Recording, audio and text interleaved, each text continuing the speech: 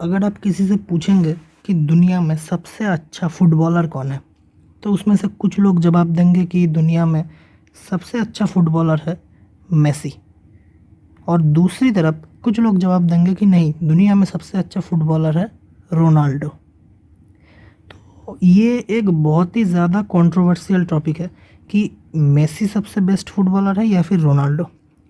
लेकिन इससे भी अगर कोई ज़्यादा कंट्रोवर्शियल चीज़ स्टॉक मार्केट में है तो वो है इंडेक्स फंड बेटर है या फिर एक्टिव फंड्स। आखिर इन दोनों में से बेटर कौन सा है? तो आज के इस वीडियो में हम वही देखेंगे कि आखिर कौन सा फंड है आपके लिए बिल्कुल करेक्ट, इंडेक्स फंड या फिर एक्टिव फंड्स। लोगों को नहीं पता कि ये इंडेक्स फंड और एक्टिव फंड्स क्या होता है, उनके लिए मैं बिल्कुल सिंपल लैंग्वेज में बता देता हूँ। इंडेक्स फंड क्या होता है? स्टॉक मार्केट में किसी भी कंट्री का एक इंडेक्स होता है। जैसे इंडिया का जो इंडेक्स है वो है सेंसेक्स एंड निफ्टी। ये दो इंडेक्स हमारे देश के स्टॉक मार्केट को एंड हमारे देश के जीडीपी को प्रेजेंट करते हैं। इसका मतलब अगर सेंसेक्स अप रहेगा, सेंसेक्स ऊपर जा रहा है एंड निफ्टी भी ऊपर जा रहा है, इसका मतलब इकोनॉमी अच्छे से चल रहा है एंड इकोनॉमी में ग्रोथ है। दूसरी तरफ अगर सेंसेक्स डाउन चलेगा एंड निफ्टी भी डाउन चलेगा तो इसका मतलब होता है कि इकोनॉमी स्लो चल रहा है या फिर बुरा परफॉर्म कर रहा है। तो ये सेंसेक्स जो होता है ये बीएसई का इंडेक्स होता है, यानी कि बॉम्बे स्टॉक एक्सचेंज का, एंड निफ्टी ये एनएसई का, यानी कि नेशनल स्टॉक एक्सचेंज का। तो ये दोनों मतलब इन इंडेक्स में देखा क्या जाता है? सबसे पहले तो हमारे इंडिया का मार्केट कैपिटलाइजेशन के हिसाब से सबसे बड़ा जो 30 कंपनी है उसे लेके बनता है सेंसेक्स एंड जो हमारे देश का सबसे बड़ा 50 कंपनी है, उन 50 कंपनियों को लेके बनता है निफ्टी। तो अब आपको समझ में आ गया। अब इंडेक्स फंड होता क्या है? कोई भी फंड जब ये 30 कंपनी को लेके, इस 30 कंपनी का एक परसेंटेज होता है। जैसे इंडेक्स में सबसे ज़्यादा जो वेटेज दिया जाता है वो दिया जाता है HDFC बैंक को, ठीक है। उसके बाद दिया जाता है रिलायंस को। तो HDFC बैंक का शायद 12% का वेटेज है, रिलायंस का शायद 11%। तो यहाँ पे आपने फॉर एग्जांपल 1000 रुपये लगाया, 100 रुपये लगाया, तो यहाँ पे अगर आप सेंसेक्स के इंडेक्स फंड में प्लान कर रहे हैं तो वो जो 30 कंपनियाँ step by step percentage wise index में अपना रोल प्ले करता है, यानी कि आपके 100 में से 12 रुपये HDFC बैंक में लगेंगे, रिलायंस में 11 रुपये लगेंगे, ऐसे ही TCS में, इन्फोसिस में, टाटा मोटर्स में, ऐसे करके सारे जो टॉप 30 स्टॉक्स है ये आपके इंडेक्स में लगेंगे। दूसरी तरफ आता है हमारा निफ्टी। निफ्टी में क्या होता है? निफ्टी में इंडिया के जो टॉप 50 कंपनियां हैं, ये 30 मतलब सेंसेक्स के 30 और एक्स्ट्रा जो 20 कंपनियां निफ्टी मार्केट कैपिटलाइजेशन के हिसाब से लेता है, उसमें से जो परसेंटेज वाइज जितने भी कंपनीज है उस हिसाब से आपका 100 रुपये जाएगा। ओके, तो ये हो गया इंडेक्स फंड। एंड जाने के बाद जो रिटर्न इंडेक्स जितना ऊपर जाएगा, फॉर एग्जांपल सेंसेक्स जिस साल 15% ऊपर जाएगा, उस साल आपका सेंसेक्स का जो इंडेक्स फंड है वो भी ऑन एन एवरेज 15% ऊपर जाएगा। क्यों? क्योंकि सेंसेक्स ने भी उन्हीं कंपनीज़ में लगाया है जिन कंपनीज़ में इंडेक्स फॉलो करता है। ओके, तो इसीलिए इंडेक्स फंड आपको हमेशा एक एवरेज रिटर्न हमेशा देता रहेगा, क्योंकि देश का जो इकोनॉमी है, जो जीडीपी है, वो तो एकदम से ज़ीरो नहीं हो सकता, तो आपका रिटर्न भी बिल्कुल ज़ीरो नहीं हो सकता। ऐसे इंडेक्स फंड्स, अगर आप इंडेक्स फंड्स में इन्वेस्ट करते हैं तो सेंसेक्स और निफ्टी आपको जो रिटर्न 10 साल देता रहेगा वही रिटर्न आपको मिलता रहेगा। दूसरी तरफ अगर हम एक्टिव फंड्स की बात करें, तो एक्टिव फंड्स क्या होता है? जिस फंड में आपका एक स्टॉक मार्केट का एनालिस्ट कह लीजिए, जीनियस कह लीजिए, एक्सपर्ट कह लीजिए, जिसे आप फंड मैनेजर के नाम से जानते हैं, वो बैठा रहता है एंड वो आपने जो 100 रुपये इन्वेस्ट किया है उस 100 रुपये को कहाँ लगाना है ये वो फंड मैनेजर डिसाइड करता है, ना कि इंडेक्स डिसाइड करता है।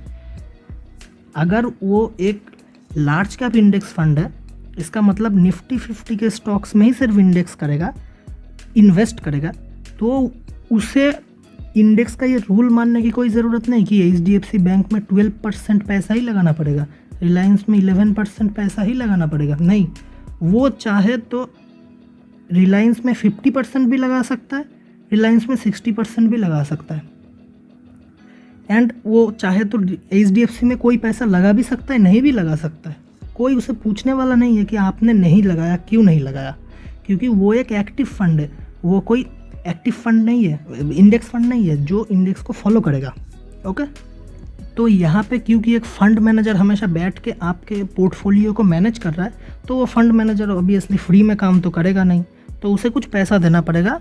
एट द एंड जो एक्टिव फंड्स का ज़्यादातर एक्टिव फंड्स का अगर आप डायरेक्ट प्लान लेते हैं तो आपको अप्रॉक्सीमेटली 1% से 2% के बीच में फ़ीस देना पड़ता है, जो एक्सपेंस रेशियो होता है। ओके, तो ये होता है एक्टिव फंड्स। तो अब हम समझते हैं कि ये इंडेक्स फंड का कॉन्सेप्ट आया कहाँ से। इंडेक्स फंड फेमस तब हुआ जब USA में वॉरेन बफेट, जिसे इन्वेस्टिंग का गुरु माना जाता है, वॉरेन बफेट एंड एक म्यूचुअल फंड के बीच में एक बेटिंग हुआ। वॉरेन बफेट ने कहा कि नेक्स्ट 5 ईयर्स में ये अमेरिका का जो इंडेक्स फंड है S&P 500, ओके, ये इंडेक्स फंड सबसे ज़्यादा रिटर्न बना के देगा।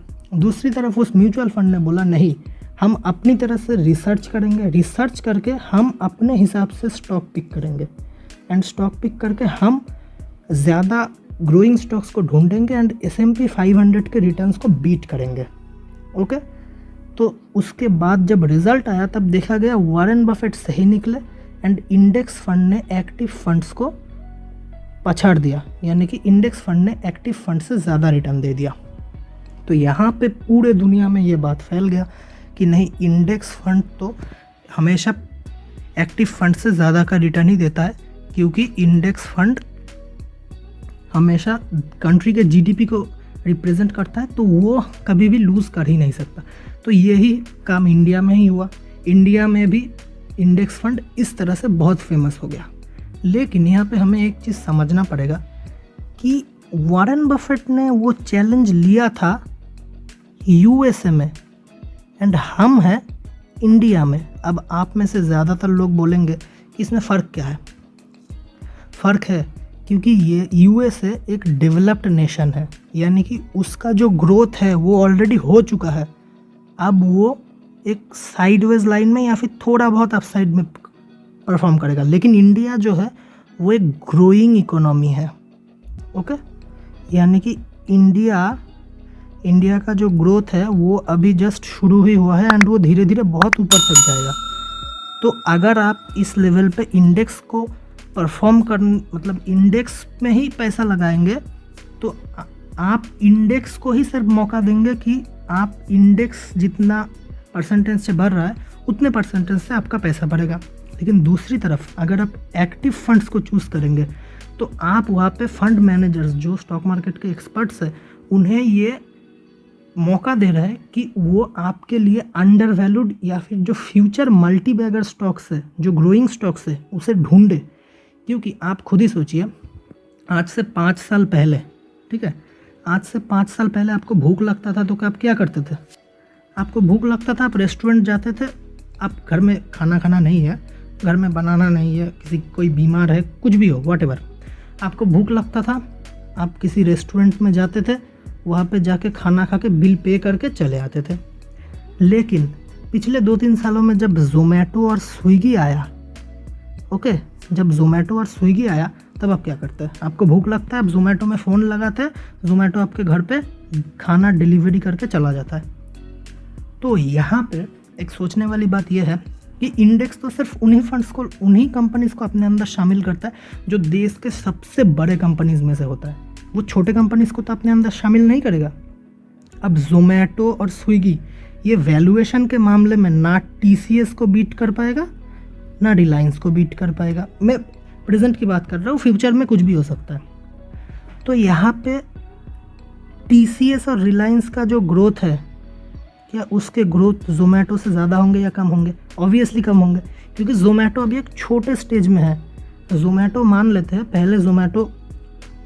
पहले जोमेटो दिल्ली से शुरू हुआ, तो अभी उसके पास पूरा वर्ल्ड है। पहले दिल्ली, फिर मुंबई, फिर कोलकाता, फिर एमपी, फिर चेन्नई, फिर यूपी, ऐसे करके पूरा देश है उसके पास। उसके बाद पूरा दुनिया है उसके पास कवर करने के लिए। लेकिन TCS, रिलायंस, ये ऑलरेडी पूरे वर्ल्ड में अपना प्रोडक्ट बेच रहे हैं, अपना सर्विस दे रहे हैं।